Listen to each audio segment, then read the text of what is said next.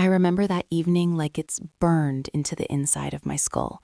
Not in flashes, not in pieces. Every second of it sits there, whole and intact, like it's still happening somewhere I can't escape. It started out like any other Tuesday. That's the part that still messes with me the most. Nothing felt off, nothing hinted that my entire life was about to split open. I got home around 6:15, same as always. Traffic had been a nightmare on I-95, some accident that backed things up for miles. I walked through the front door of our house in suburban Maryland, dropped my keys into the ceramic bowl by the entryway, and called out, "I'm home," like I had 1,000 times before. No answer. That wasn't unusual either. My wife, Lauren, had been working late a lot recently. Marketing job, deadlines, clients. At least that's what she said. And my son Caleb, he was 16, old enough to keep to himself, headphones on, locked in his room half the time. I loosened my tie, shrugged off my jacket, and made my way into the kitchen. The house felt quiet. Not peaceful, just empty, in a way I didn't think twice about back then. I grabbed a beer from the fridge, twisted the cap off, and leaned against the counter. I remember staring out the window into the backyard, watching the wind push through the trees, thinking about nothing in particular. That's when I heard his door open upstairs. Heavy steps. Slow. Caleb wasn't usually slow about anything. He moved like most teenage boys, quick, distracted, always halfway to the next thing. But those footsteps, they had weight. I glanced toward the stairs just as he came into view, and right away something felt wrong. He looked pale. Not sick exactly, but drained, like someone had pulled something out of him and left the shell behind. His eyes met mine for a second, then dropped to the floor. "Hey," I said, casual. "You eat yet?" He didn't answer right away. He just stood there at the bottom of the stairs, hand shoved into the pocket of his hoodie, shoulders slightly hunched. "Caleb?" I tried again. "Yeah?" he muttered. "No." I set the beer down. "You okay?" He nodded too quickly. "Yeah. I need to talk to you." There was something in his voice, tight, controlled in a way that didn't fit him. I felt a flicker of concern then, but nothing close to what I should have felt. "All right," I said, trying to keep it light. "What's up?" He glanced toward the front door, then the hallway, like he was checking something. "Is Mom home?" That question should have meant more than it did. "No," I said. "She texted earlier, said she'd be late. Why?" He hesitated, just for a second, but I saw it. Can we go somewhere else?" he asked. "Somewhere else? Like, not here, not the kitchen." I frowned, confused. "Where do you want to go?" "My room," he said quietly. Now that was weird. Caleb never invited me into his room unless it was something small, fixing his laptop, helping him move furniture, stuff like that. Definitely not for a "we need to talk" moment. Still, I nodded. Okay. I grabbed my beer and followed him upstairs. His room was exactly what you'd expect. Messy, but not disgusting. Clothes on the floor, a couple of empty soda cans on his desk, LED lights running along the ceiling, casting that dim blue glow he liked. His gaming setup was still on, some paused screen flickering silently. He walked in ahead of me and closed the door. Then he locked it. I felt something twist in my stomach right then. "All right," I said slowly, setting my beer on his dresser. "What's going on?" He didn't face me right away. He stood with his back to me, staring at the door like he was bracing himself. Then he turned around. His eyes looked different. Not just tired, not just upset. Older. "Dad," he said, and his voice cracked just slightly. "I need you to listen, and I need you to not interrupt me until I'm done, okay?" That's when the air in the room shifted. I nodded. "Okay." He swallowed hard, ran a hand through his hair, and started pacing. 2 steps one way, 2 steps back. "I didn't mean to find it," he said. "I swear. I wasn't snooping or anything." My chest tightened. "Find what?" He stopped pacing and looked at me, and I saw something in his expression I'd never seen before. Fear. Not for himself. For me. "I was using Mom's laptop," he said. "Mine was dead and I needed to finish an assignment. She left hers on the kitchen counter this morning. I stayed quiet, just like he asked. There was a message that popped up," he continued. "Like a notification. I wasn't even trying to read it, but it was right there." He hesitated again, and I felt it, that slow, creeping dread starting to build in my chest. "What did it say?" I asked before I could stop myself. He flinched slightly. "You said you wouldn't interrupt." "Sorry," I muttered. "Go on." He nodded, took a breath. It was from someone named D, just the letter. And it said, he looked down like he didn't want to say it out loud. It said, "Last night was incredible. I can still feel you." For a second, my brain didn't process it. Like it just rejected the meaning. I let out a small, confused laugh. "Okay, that could be—" "Dad," he cut in, sharper this time. "Please." I stopped. He looked at me, and there was no hesitation left in his face now, just a kind of quiet certainty. I thought it was weird, he said, so I clicked on it. My stomach dropped. Caleb? I know, he said quickly. I know I shouldn't have, but I did. He walked over to his desk and picked up his phone. His hands were shaking slightly. I took pictures, he said. That's when my heartbeat started pounding in my ears. Pictures of what? He turned the phone toward me, but didn't hand it over yet. The messages, he said. All of them. I stared at the screen, but for a second, I couldn't make myself reach for it. Caleb? My voice fell dry. What are you saying? His jaw tightened. I'm saying Mom is cheating on you. The words didn't hit all at once. They landed slowly, like something heavy sinking into water. No, I said automatically. No, you're jumping to conclusions. I'm not, he said, his voice steady now in a way that scared me more than anything. I read everything. I shook my head, backing up slightly until I hit the edge of his bed. You don't understand, I said. There could be... Dad, he interrupted again, softer this time. She's been seeing him for months. The room felt like it tilted.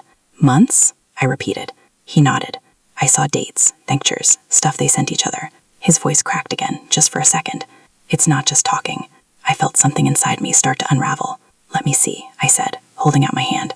This time he gave me the phone, and everything changed. The messages were right there, clear, undeniable. Lauren's name at the top. And below it, things I never thought I'd see. Intimate messages, explicit, personal, the kind of words that weren't meant for anyone outside a marriage. I scrolled. There were photos, not just of him, whoever D was, but of her, of my wife, smiling in ways I hadn't seen in years, saying things she hadn't said to me in even longer. Every swipe felt like another crack through my chest. How long? I muttered, barely able to form the words. Since at least November, Caleb said quietly. November. That was, what, 5 months? 5 months of lies, of late nights, of work dinners. Of me not questioning anything.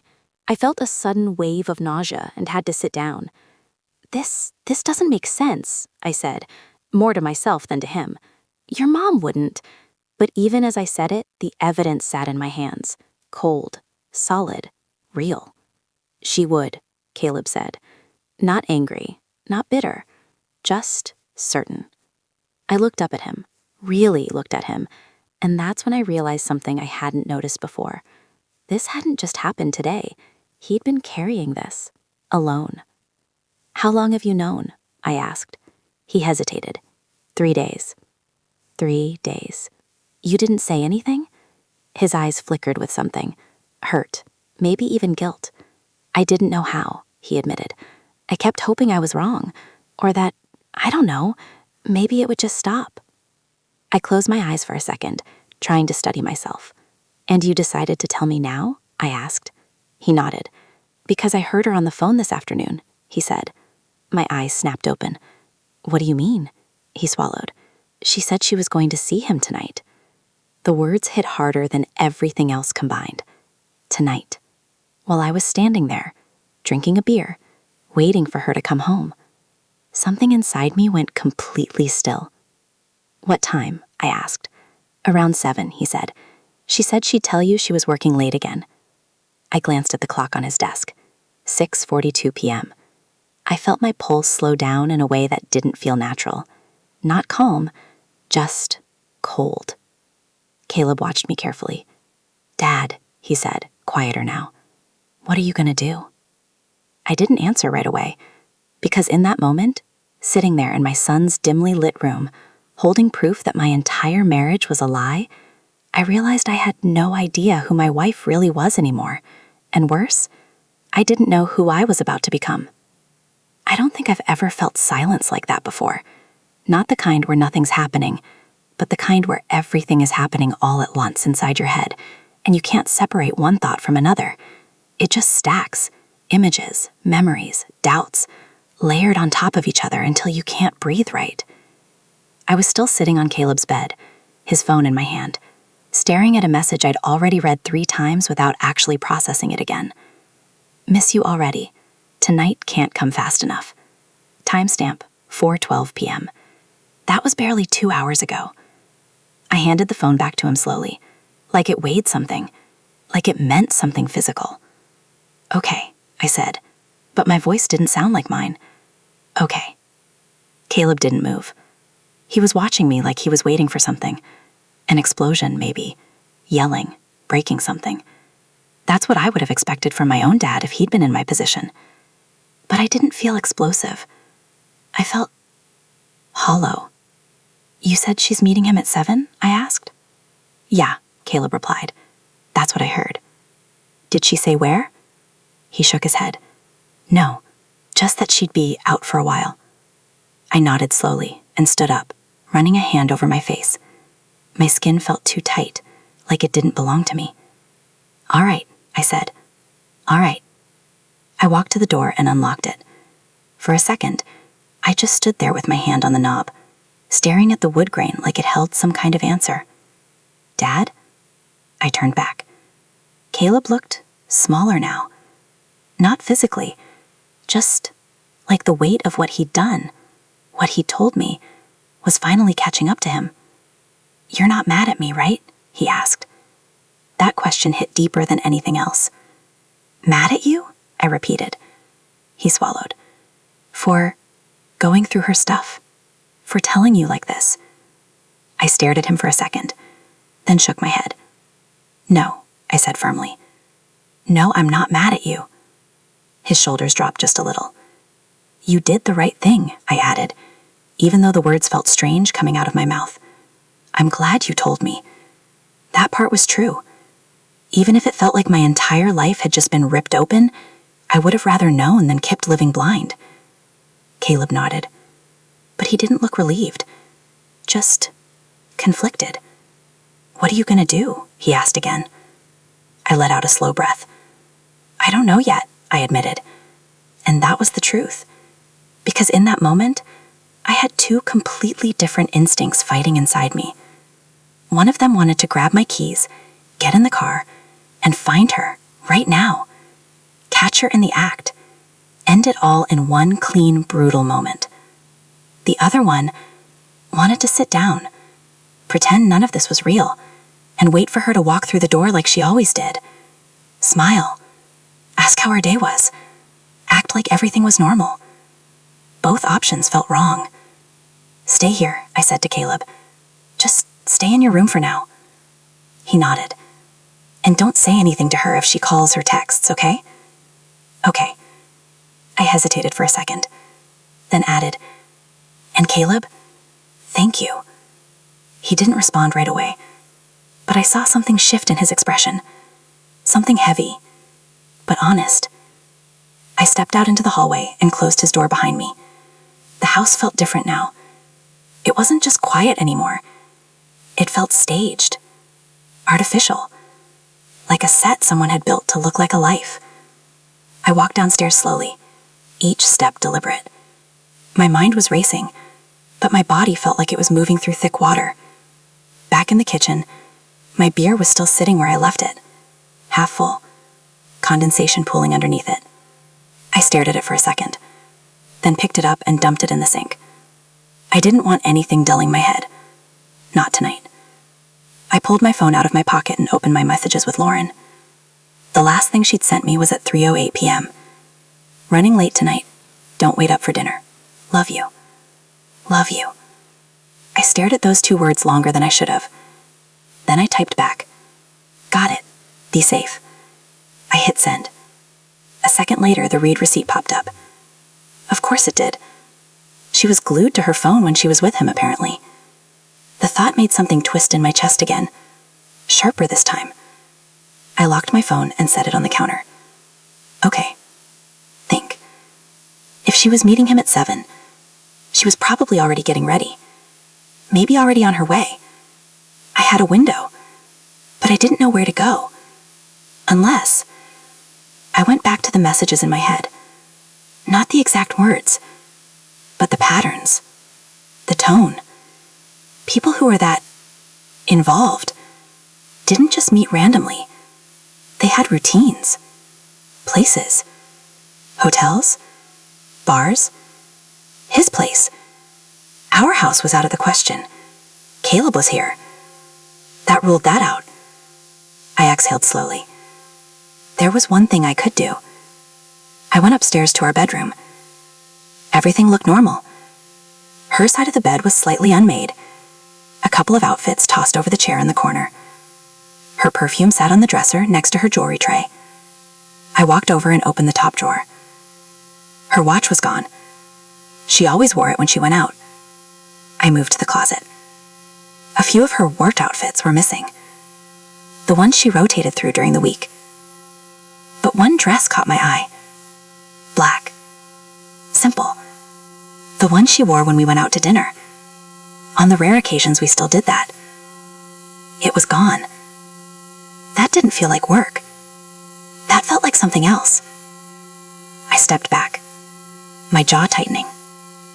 Okay, I muttered under my breath. Okay. I grabbed my phone again and did something I hadn't done in years. I opened the location sharing app. We'd set it up a long time ago, mostly for convenience.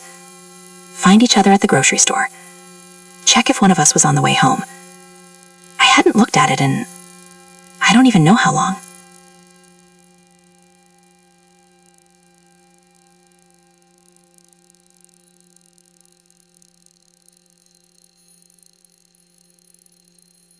Her location popped up almost instantly, and there it was, a blinking dot, moving, southbound.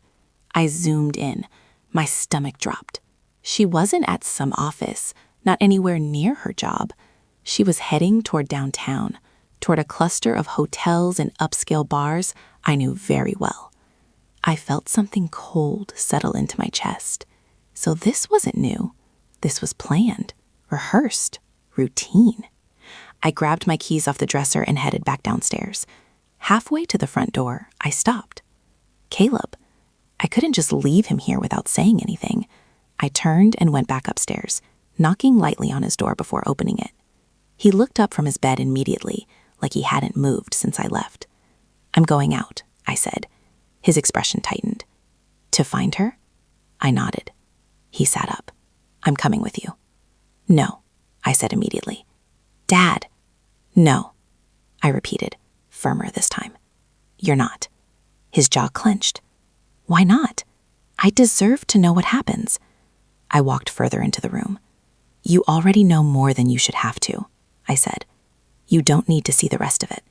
He shook his head. I'm not a kid.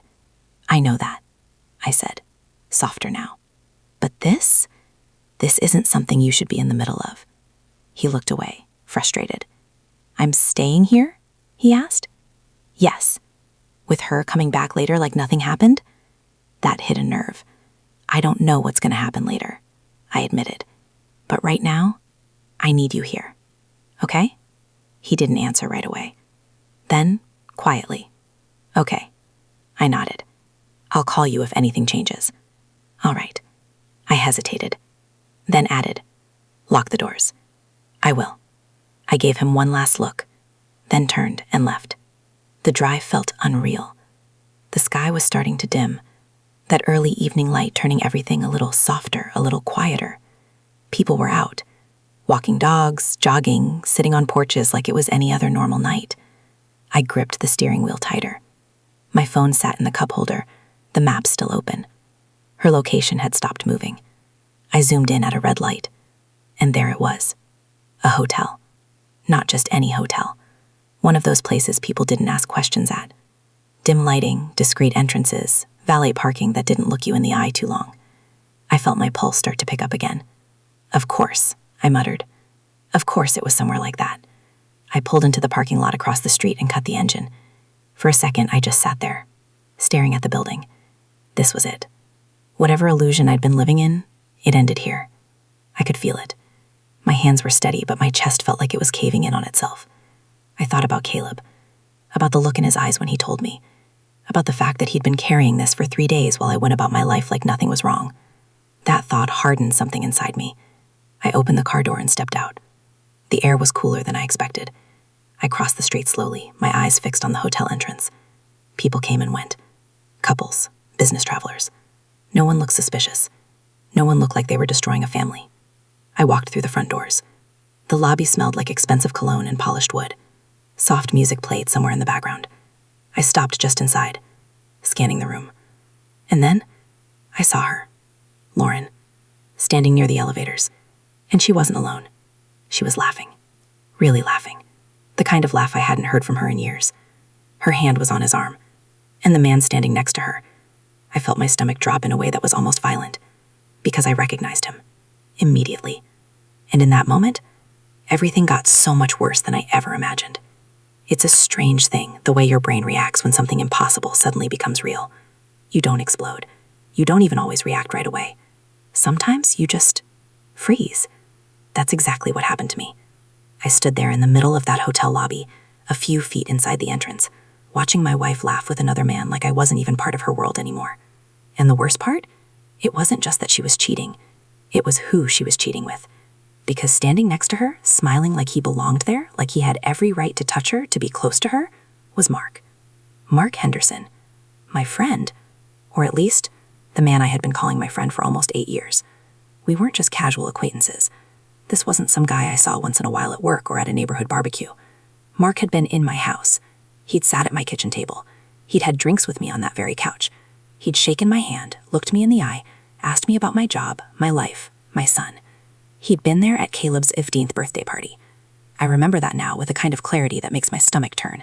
He brought a gift, a gaming headset Caleb had wanted.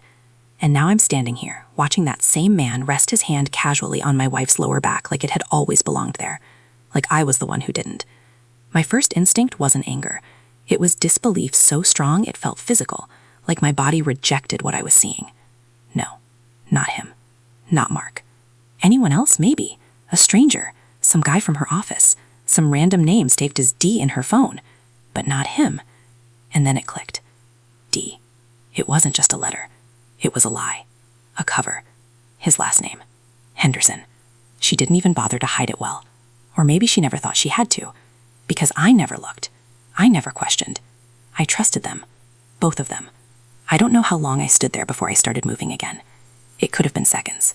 Could have been minutes. All I know is at some point my feet carried me forward. Slow.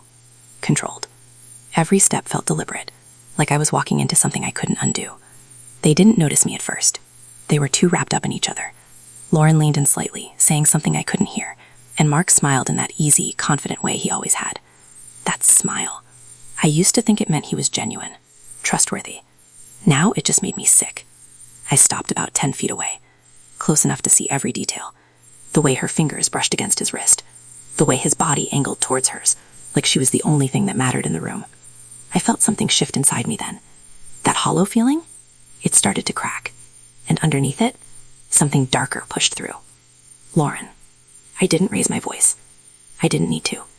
It cut through everything. Her entire body stiffened. Mark's head snapped in my direction, and then she turned around. I've replayed that moment more times than I can count. The exact second her eyes met mine. The exact second everything on her face changed. Confusion. Recognition. And then, pure shock. Her hand dropped from his arm like she'd been burned. "What are you doing here?" she asked. Not, "What is this?" Not, "We need to talk." Just that. Like I was the one out of place. I let out a short, humorless breath. "That's really your first question?" I said. Mark stepped back slightly, putting a small amount of distance between them. But it was too late. The image was already burned into my mind. "Listen," he started, raising his hand slightly like he was trying to calm a situation. "This isn't—" "Don't." I cut him off. My voice came out sharper than I expected. "Don't say a word." He stopped. Good. Because if he had kept talking, I don't know what I would have done. I looked back at Lauren. She still looked stunned, but I could see something else creeping in now. Not guilt. Not yet. Calculation. "How did you—" she began. "Caleb," I said. That name hit her harder than anything else. I saw it immediately. Her entire expression shifted again, this time with something closer to panic. "You told him?" she asked, her voice dropping. "I didn't have to," I replied. "He found out." For a second, none of us spoke.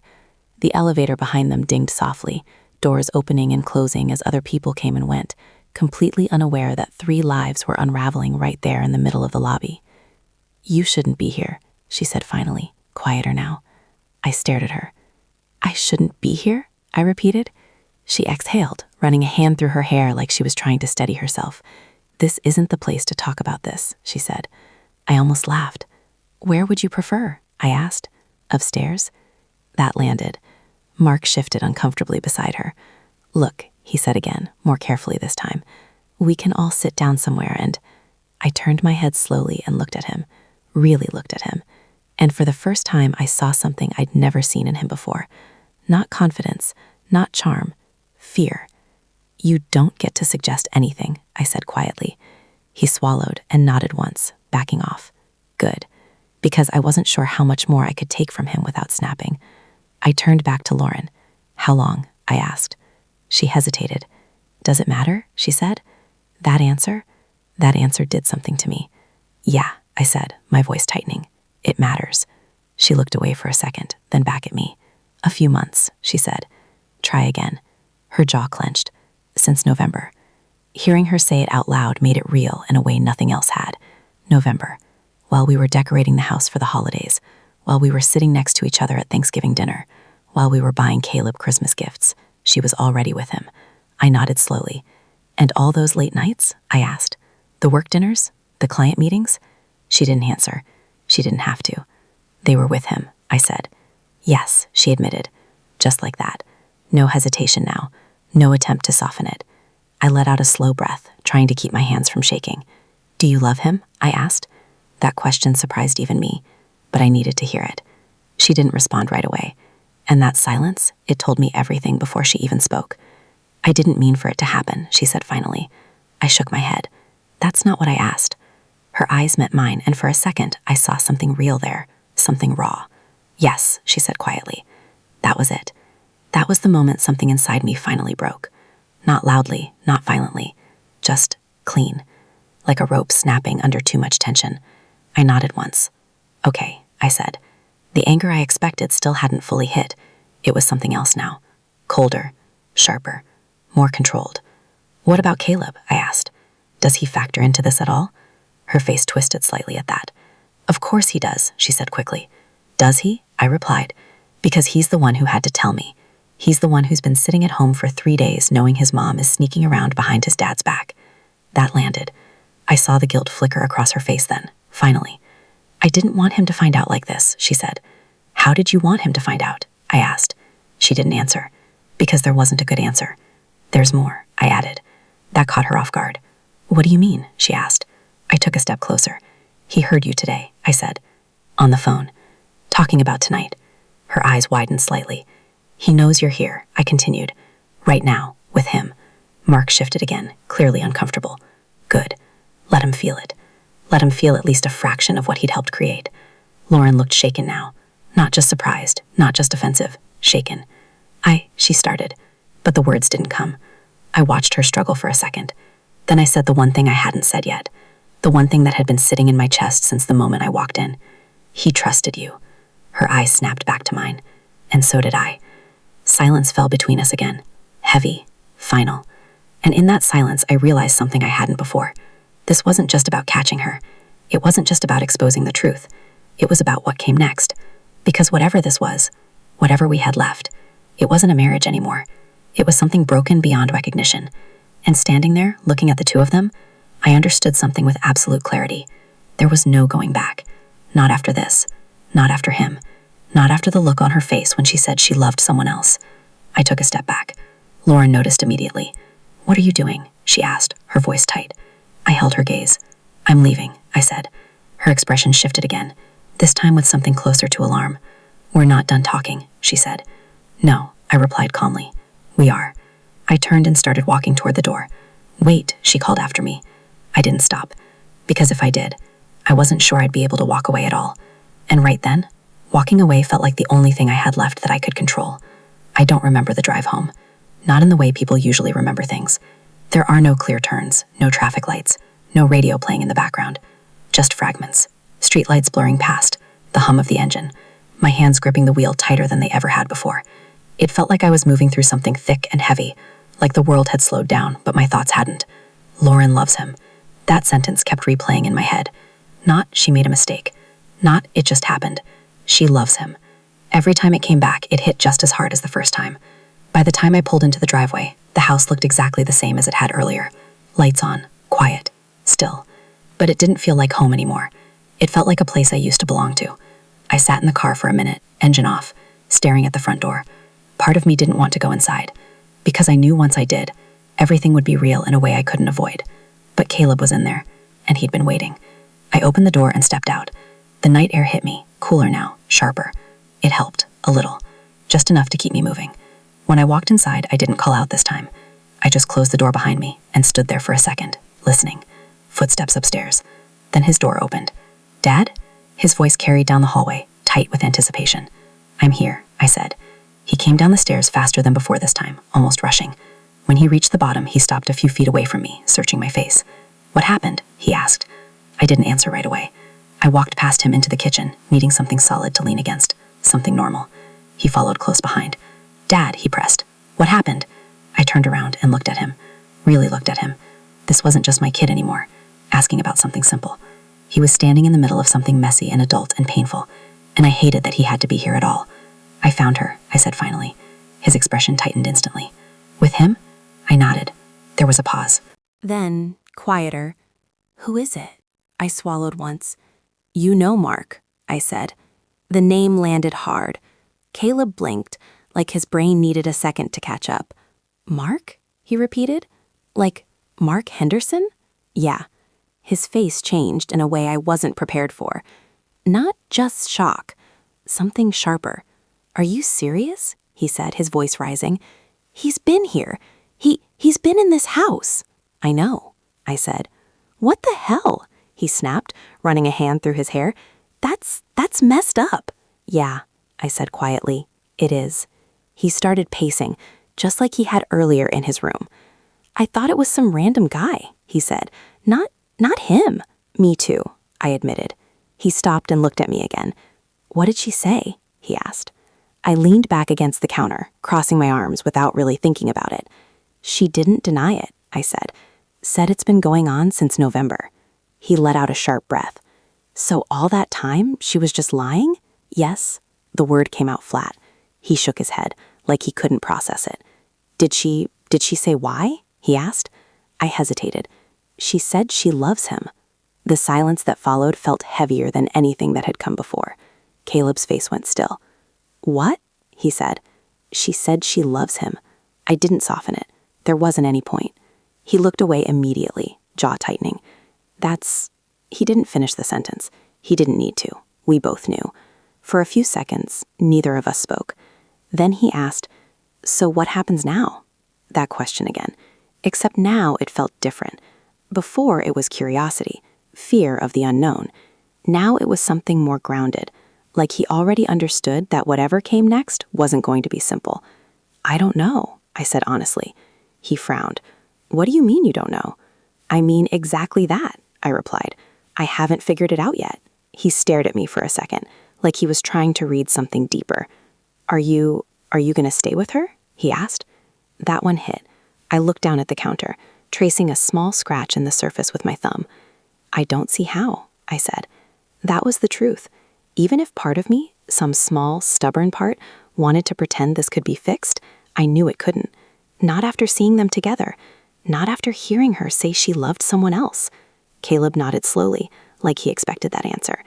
"Is she coming back tonight?" he asked. "Yeah," I said. "Eventually." He let out a dry, humorless laugh. "So she's just gonna walk in here like nothing happened?" "I don't think she can do that anymore," I said. There was a pause. Then he said something that caught me off guard. "I don't want her here." I looked up. "What?" "I don't want her here," he repeated, more firmly this time. "Not tonight." I studied his face. He wasn't being dramatic. He wasn't lashing out. He meant it. "Caleb," I started. "No," he cut in. "I'm serious. She's been lying to both of us for months. She chose him. She can stay with him."